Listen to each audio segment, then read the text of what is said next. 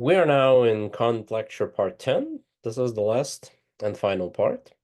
Here we'll have just some conclusions and essence of Kant's philosophy, brief discussion of the conclusions and essence of Kant's philosophy, and a brief comparison of Kant and Aristotle.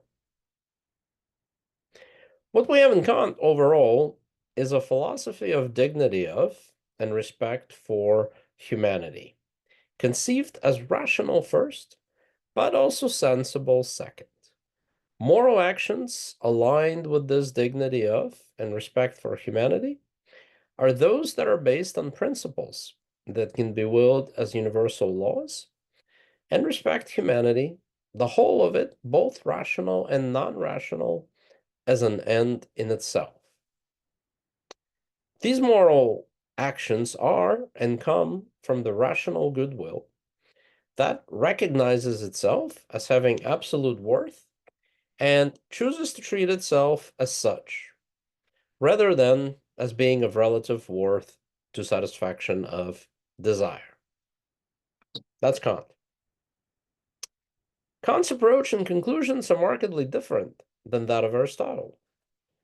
There is no such thing as pure reason beyond physical nature, and that reason's awareness of itself as an end in itself with absolute value and commanding respect and placing a moral obligation of human beings to freely choose it. There is really no such thing in Aristotle, but there is in Kant. In Aristotle, we are beings of nature in pursuit of happiness, like any other animal. Albeit as human animals, we do so through rational knowledge and calculation of what works in that pursuit and what does not. The picture of a human being that Aristotle offers seems to be less lofty. Doesn't talk about anything of absolute worth and worthy of respect, pure reason, goodwill, none of that.